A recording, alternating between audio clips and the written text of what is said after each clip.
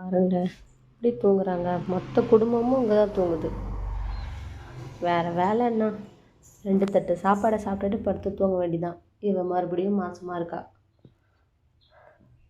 இது எல்லாமே அவள் போட்ட குட்டிங்க தான். கரெக்டாக இப்போ நான் பாத்திரத்தை உருட்டினேன்னா எல்லோரும் எழுந்து ஓடியாருவாங்க. சும்மா நீங்கள் வேணா பாருங்கள். சும்மா 2 தட்டு எடுத்துக்கிறேன். சாப்பிட்டதுக்கே